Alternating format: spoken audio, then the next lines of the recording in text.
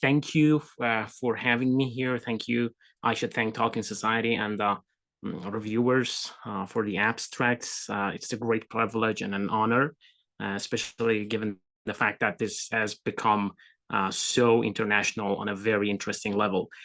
With Stam's approach, Robert Stam's approach to intertextual dialogism, we can analyze fantasy adaptation beyond discourse of fidelity and adherence to traditional laws of genre. Stam's approach paves the way, in other words, for underlining new cultural exchanges and critical reevaluation of the canonical texts, source materials, and media recreation. To enter the discussion on adaptation fantasy here, I will rely on Robert Stam, who followed Bakhtinian path in emphasizing the critical role of dialogism and intertextuality in narrative studies, which is not limited just to textual studies, but also includes media studies. First, I'm going to focus on the definition of the word heritage. That's a complete redundancy, but I love this quotation by Walter Scott, Lord of a Barren Heritage. I've chosen this quote to talk about the definition of heritage according to Oxford English Dictionary, which can be a cultural legacy, which can be languages, which can be monuments, which can be objects, which can be artifacts, or ideas. And I believe, and by the end of the presentation, I will conclude that without the dialogism that fortunately has found its way to Tolkienian canon, it could be a barren heritage of fantasy works if we forget about the ability, the connections between different texts and the idea of dialogism, which belongs to Bakhtin, and later Stam used it. I've chosen these two paintings. One of them is from S. Flint, The Lady of the Lake, and the other from is by Alan Lee, Riddles in the Dark.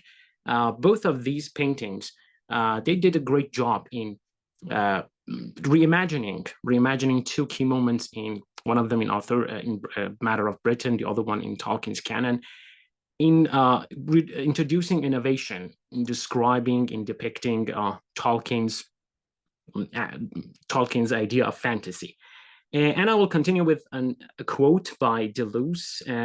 As an assemblage, a book has only itself in connection with other assemblages, in relation to other bodies without organs. This kind of shows and can be applied to Tolkien's texts, and also with the background of these two paintings, of the fluidity of Tolkien's text and how they can move across the media, and they can move across different genres. Fidelity criticism traditionally would dominate discussions of adaptation because it centers itself on being completely loyal to the source text. This often will lead to a conclusion that the book was better, or while framing adaptation would be a primarily process of reproducing the exact things that happen in a text. And we know that a text, is never static. It is always fluid. This essentialist view, according to Cobb,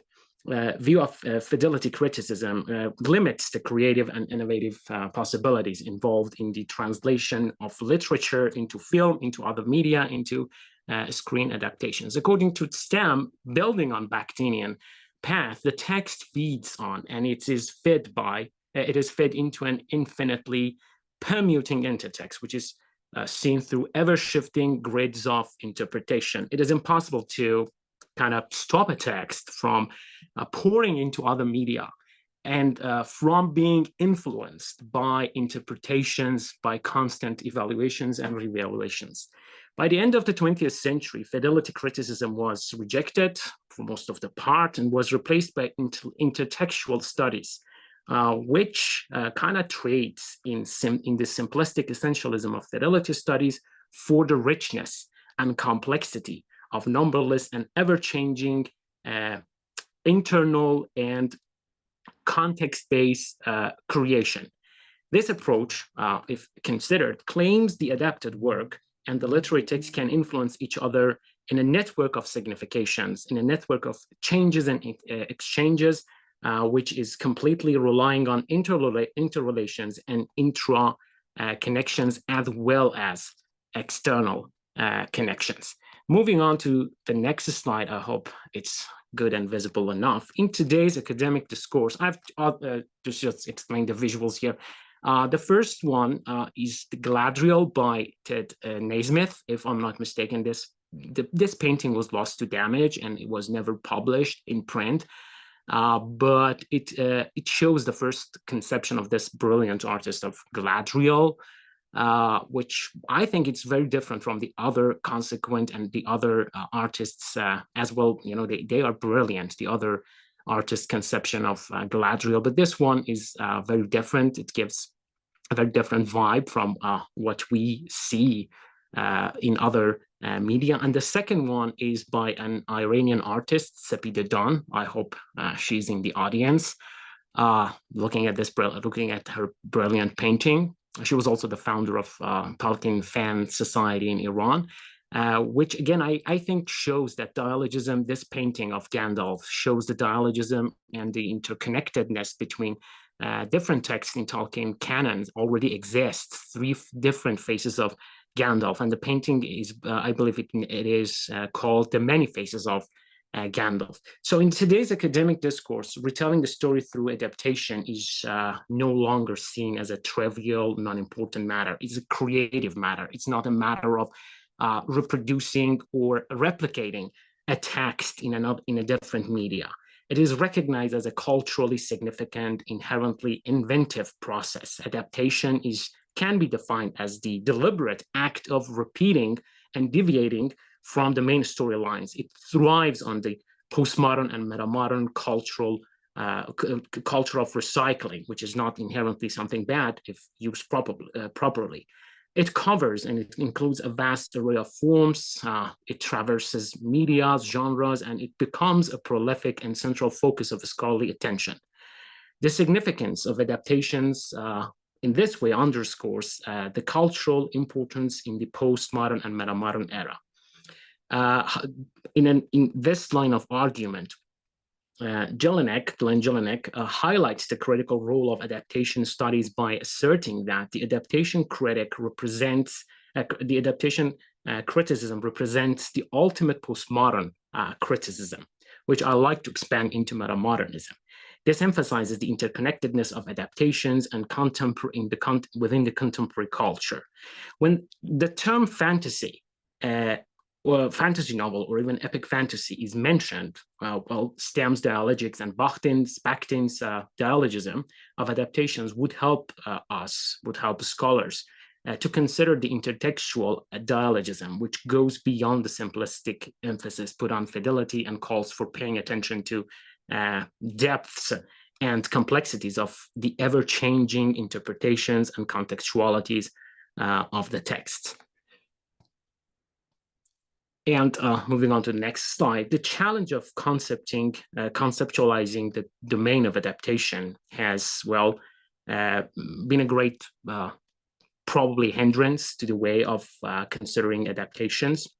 But with the Stam, the concept of adaptation and efforts to comprehend meaning and nature and limitations of the old-fashioned adaptation theories, and now is entering, it's paving the way for overcoming the difficulties in the age of this digital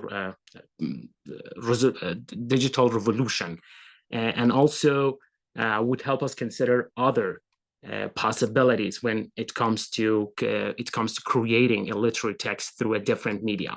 I brought the example of this tweet, which is also mentioned in the next slide in the form of a more profound quotation from an article. I've cited the article, how the audience have noticed the similarities between pre-Raphaelite paintings and the costumes that were created for the show, and how this creates a dialogue between different consciousness, different forms of historical consciousnesses. On the one hand, we have Tolkien's as a modernist or a deviation from modernism, And also we have the consciousness of the Victorian period and the consciousness of the medieval period. So in this adaptation, although the adaptation, The Rings of Power, might have kind of deviated from the source material in many ways, being infidel to the source materials, has introduced different forms of consciousnesses in a dialogical manner, as would be pointed out by Bakhtin and also Stam. So in other words, this form of adapting the source material in a dialogic manner, it investigates the reciprocal relation between the source adaptations and different ages to which the source adaptation is related to, in this context, to the medieval period, to the Matter of Britain, to Tolkien as a deviation from the mainstream modernism, and replaces the linear hierarchy of original and secondary material in a process of unlimited cultural heritage reciprocity, and helps us explore the rhizomatic, that is probably the best term I could have come up with, rhizomatic interfaces across artworks and media. So the hierarchies would perish, but well, it is not to destroy the artistic value. It is for enhancing the artistic value. I brought a non-Tolkienian example, not because this is the best example, but because I kind of know this example better from other adaptations, loose adaptations. This is about the loose adaptations of Henry James' The Turn of the Screw.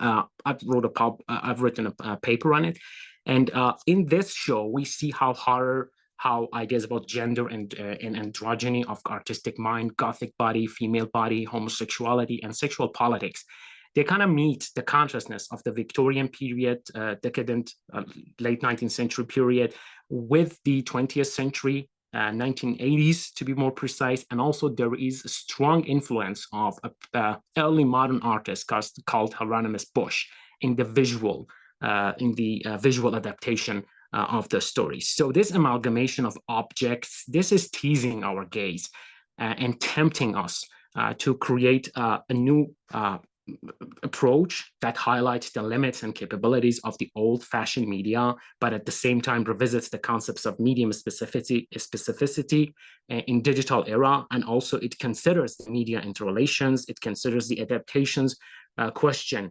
as a critique, the new adaptation question, because it views the adapted works as not merely a reproduction or replication, but as a critique of the original source matter, adding to the possibilities, textual possibilities, and literary possibilities.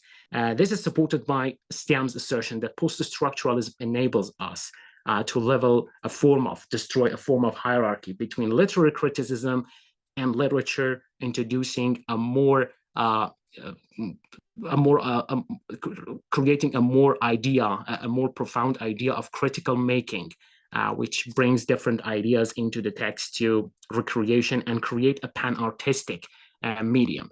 The next one is a Tolkienian example, and the question of the costumes in Rings of Power. If we compare it to the tapestry, here the Arthurian tapestry, the women of the court seeing the knights to battle.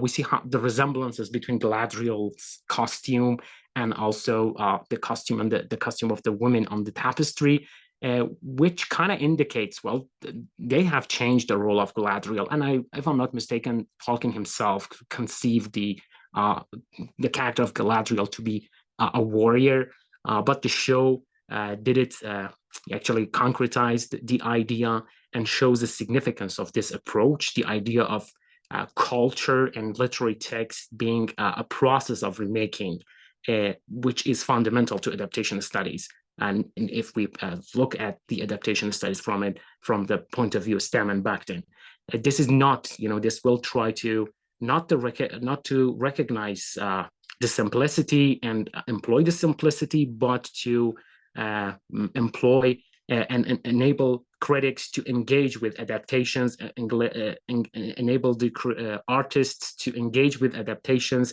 analytically and from a creative point of view. The essence here has become not to have an essence, which will significantly help the idea of adaptation becoming a heritage, a living heritage for Tolkien's texts. Stam paves the way in this manner to replace the old-fashioned visual storytelling traditions, and it will help us expand upon the story arcs. It will help us to serialize the structure of the narrative into a more medium-friendly form.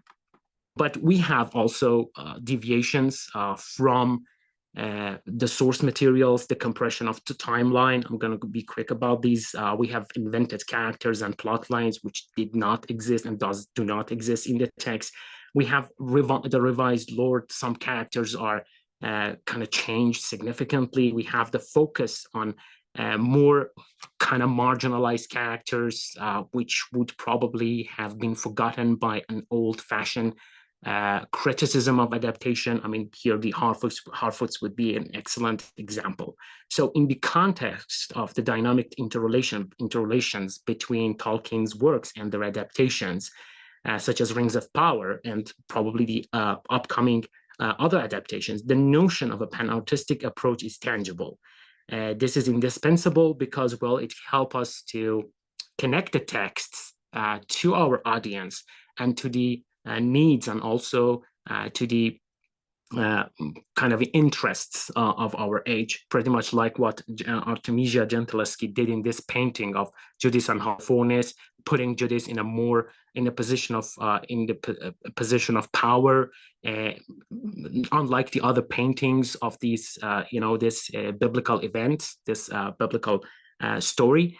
And we can say, yes, this form of adaptation will help us tell the stories in a way that would suspend the death of the heritage. It will free the tragedy and also the comedy of the comedy we can identify in the text from cliches, and it will give us a novel representation of love. It can help us revisit the fantasy and our era through a new but a loose adaptation. But, well, the looseness of the adaptation is something completely necessary.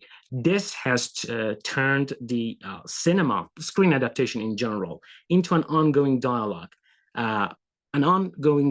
between different forms of arts, between different form of artistic media, and also different form of storytelling art. Thereby, this is extending the narrative and aesthetic experience and possibilities by the means of intertextual and intermedial relationship. This will profoundly will change the abstract idea of adaptation and talking about adaptation into a more concrete, more acceptable, and more interesting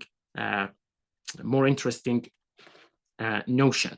So I'm concluding my talk giving these. I will confess that I've written a prompt for AI to create this triangle, which I like to elaborate on as the conclusion to my speech.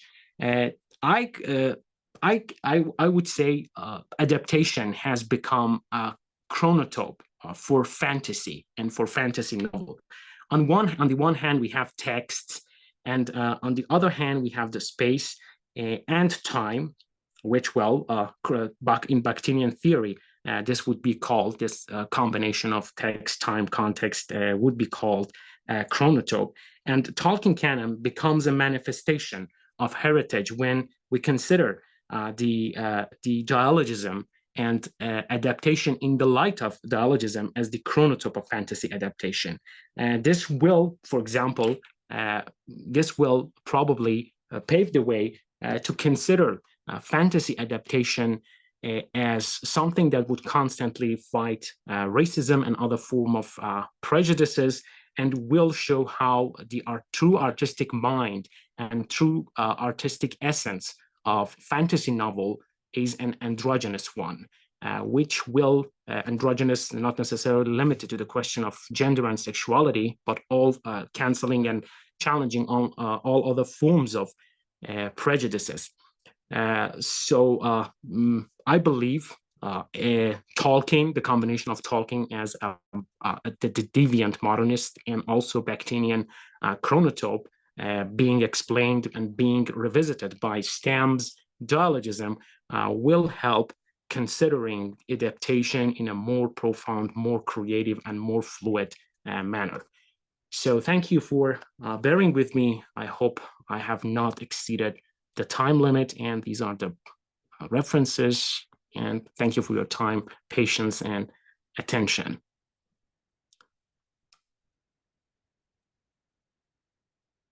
So let me stop. Wonderful. Thank you so much, Ali, for coming and sharing this with us, and also thinking about heritage, as you were saying, in kind of the form of the chromatope and how this kind of blends in. Now, I do know that Mina already has a question for you, so I'm going to hand over to Mina. Not to make it too complicated, my question generally is, I mean, I love Linda Hatch's theory of adaptation and the changes that the theory itself has seen over the years. The main problem I still perceive is that the adaptation as a term carries its own heritage and a horizon of expectations, let's say. So, in a way, what people expect from adaptations and what theory expects or how it interprets adaptations are two different things based on my experience still. So, in a way, could we say that basically the heritage of the term itself makes the term a bit less useful today if we consider that sort of dialogue or intertextuality between different texts. So would it be more useful if we said that The Rings of Power isn't an adaptation, but something a new work inspired by Tolkien? Would that make people less disappointed by things we see, some things we see there and don't like? Very interesting point. Thank you for pointing that out. I completely agree with you. I would like to, in the light of what you mentioned about adaptation and how adaptation itself carries around a form of heritage, I would like to say, yeah, well, I totally agree with you. And I would like to say that is why I'm more inclined to call adaptation of Rings of Power, for example, a reading that inspired a form of artistic creation that goes beyond the text itself and can enter a dialogue with our age, with our needs and interests, and also that of Tolkien's, and also the other source materials for Tolkien mythology. So in short, yeah, that would be something that I would love to consider and I would love to think more about, and I totally agree with it. And that is why I think this idea of using Bakhtin and the chronotope and also bringing out a dialogue, a form of fluid, a form of dynamic conversations between media, artistic media, and the text would probably in the future give us a more profound, more interesting, and more inclusive definition and practice of adaptation. And by the way, that is exactly the case. What you mentioned is exactly the case with that particular adaptation of The Turn of the Screw, which is called the Hunting of Bly Manor, which, to be honest, I love that novel, but when I watched the adaptations, I fell in love with the novel all over again. Okay, thank you. We have more questions in the Q&A. Okay. Will, are you doing it or I'm doing it? I'll take over. I mean, you've had your spotlight. I'm joking, of course. Okay, so a question that's come through is your PhD thesis sounds fascinating. Is it available for anyone to find and read? Which one? Because I'm doing a second PhD. So let's go with the first and then the second. The first one, I'm not sure if it is available in PDF format or any electronic format, because I defended my dissertation only 2 or 3 months before the pandemic hit. And the pandemic hits really hard in Iran. I'm sure there is a hard copy of my dissertation somewhere getting dust in a library, but I'm not sure about the PDF or the electronic version. But I've written a paper based on my dissertation that is called The Undecidable Quest. It's a Derridian reading of The Hobbit. If, well, someone is interested in that paper and in my dissertation in general, maybe they can find it. And I'm humbled, by the way, and I'm sorry, and I'm apologizing in advance if I disappoint you in that paper. And about this Arthuriana and the visual representation of female characters, I haven't written the dissertation, obviously, still. So I'm a first year PhD student, so give me time and I will do something about it, hopefully.